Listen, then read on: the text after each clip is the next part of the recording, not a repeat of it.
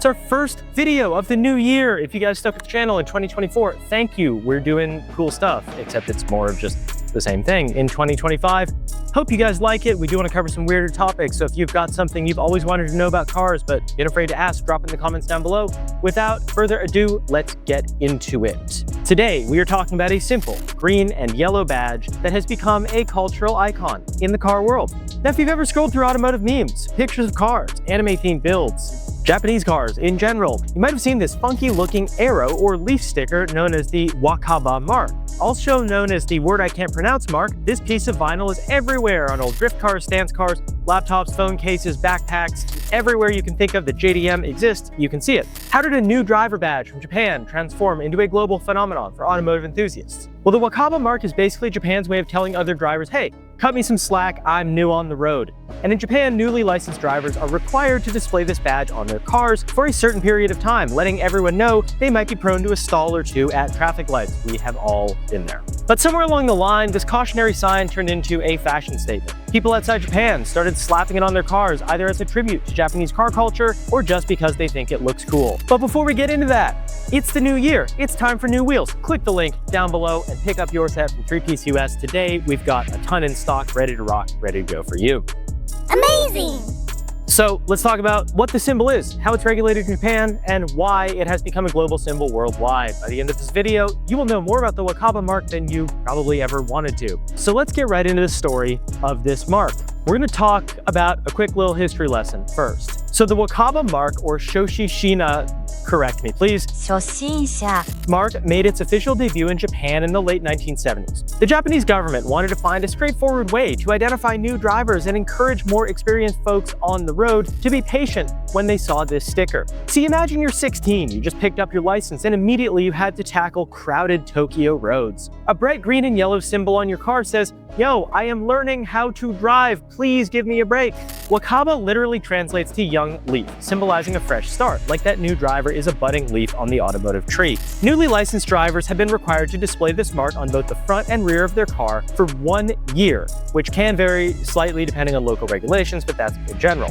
During that time, they do get some legal protections. If you rear-end a newbie who's wearing the Wakaba Mark, you might face stricter penalties because you should know how to drive around them. This system became so ingrained into Japanese traffic culture that it is impossible to talk about new drivers without picturing that green and yellow badge. See, over the years, the design underwent a few minor tweaks, but the essence and the general concept remained the same. This is a bright, eye-catching shape you could not miss even if you tried. It's not just the Japanese roadways that see this mark anymore, though. Some driving instructors worldwide have been inspired by the idea of a new driver label. But let's be honest, the Japanese version is the one that everyone knows and memes about.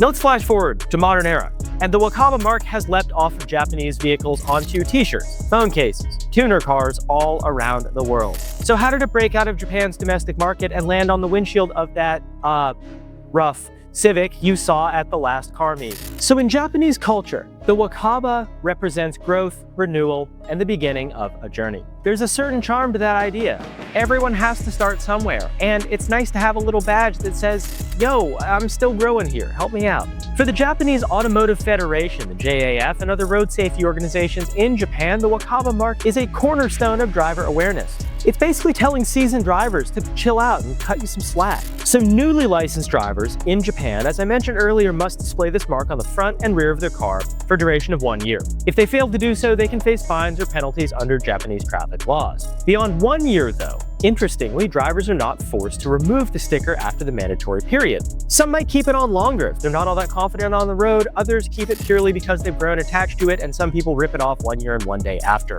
Now, if a Wakaba driver is involved in an accident, courts do take that into account when assigning faults or penalties, expecting other drivers to have been extra cautious around them and giving them leeway for mistakes. Now, Japan also has another symbol, the Kore mark, for drivers over the age of 70, essentially to alert everyone else on the road that an older driver might need a little bit more space or patience. Similar concept, right? These marks form a system that fosters intergenerational understanding on Japanese roads. So why does this mark system work? Well, it remains so recognizable that it's unique, and no other country on the globe has done the same thing. Many nations have novice plates or learner signs, but they're typically basic text. So Wakaba Wakaba Mark is bright, vibrant, and meaningful, a perfect trifecta for enduring design. It's become not just a tool for road safety, but a cultural icon, bridging the gap between drivers and different experience levels. But then, how did this become a global phenomenon in tuner culture? Well, a huge part of why the Wakaba Mark is now known worldwide is the global obsession with JDM culture. Think about the rise of drifting, the massive popularity of import tuner events, stance cars, animes like Initial D or MF Ghost introduced entire generations to Japanese roads and car culture. As JDM culture spread, enthusiasts started incorporating every bit of Japanese flair they could possibly find. Kanji stickers, Broadway mirrors, of course, the Wakaba Mark. Now, the internet, of course, took the Wakaba Mark to another level. Car forums, social media, and memes turned it into a signifier for I am into Japanese car culture. Over time, it became almost a badge of honor, even if you weren't a new driver, because it linked you to the spirit of JDM. People threw it on their drift cars, on their show cars, on their daily drivers. It was a fun, somewhat rebellious way to say, yes, I know this is meant for newbies, but I'm repping it anyway. It's kind of fallen out of fashion, but people still do it for some reason. Now, you'll sometimes spot this mark in music videos, streetwear designs, cameo appearances in Hollywood movies that want a Japanese vibe. Brands picked up on its appeal and started using it in marketing. And before long, the Wakaba Mark had transcended its original role. It was no longer a cautionary tale about new drivers, it was an aesthetic. Interestingly though, some experienced drivers proudly display this mark. It's almost like wearing a newbie sign ironically. But because it's so closely tied to JDM culture, no one really bats an eye. In fact, people often see it and go, oh, cool. Now, in many ways, this mark became a symbol of the unity and weirdness and kind of counterculture aesthetic that define car enthusiasts worldwide. So, does the Wakaba Mark mean you're a good driver? Well, I feel like we've covered this. Not necessarily. It literally just means you're new in Japan, or that you're paying homage to the culture outside Japan. Some folks who buy it and put it on their car and don't know what it means assume it implies skill or style. Realistically, it's a sign. You might drift like a pro, or you might stall at every stoplight. It doesn't matter. People ask if it's illegal outside Japan, which is kind of silly. You're not going to get a ticket in most places. I can't imagine, if you've gotten a ticket for this, like, I don't know, let me know. I can't imagine. Let us know in the comments down below. But if your DMV has a weird regulation, you probably could for obstructing view or get pulled over for your exhaust anyway, and they comment on it. Now, this question's kind of interesting. Is it disrespectful for non-Japanese drivers to use a cultural badge from Japan?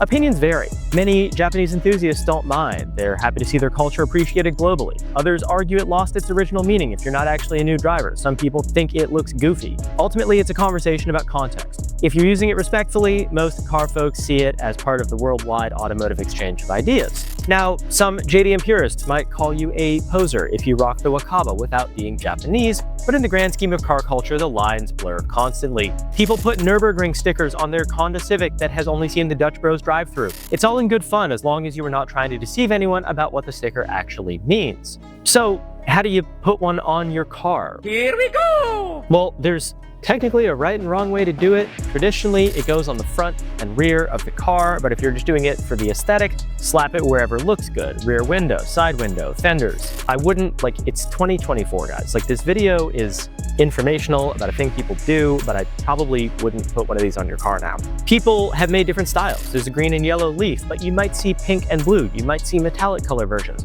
People might frown at the color changes, but it's your car. People also make blinking LED versions. I have a personal opinion about this thing, but we like to talk to you guys about car culture and different parts of it. And I think it is kind of goofy to put this on your USDM car if you are not a new driver.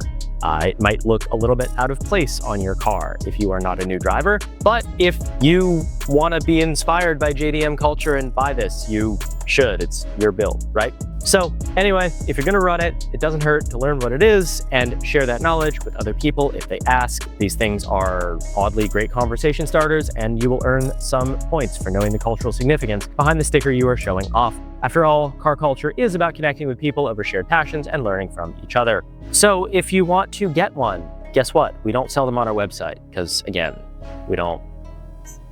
Yeah. That said, you can pick them up on eBay, or you can go on like UpGarage or like Yahoo Auctions and buy them and import one and put it on your car. If you are going to rock one, you should probably buy an authentic one. But if you want anything else for your car, check out our website. We've got wheels, tires, suspension, exhaust, performance, whatever you're looking for, we got it on our site. Click the link down below, buy some wheels for your car. Thank you guys so much for watching the video. If you like these informative videos on weird automotive topics, let us know in the comments down below. If you just want to see us talk about why you should buy XYZ car, let us know in the comments down below as well, and I'll see you in the next one.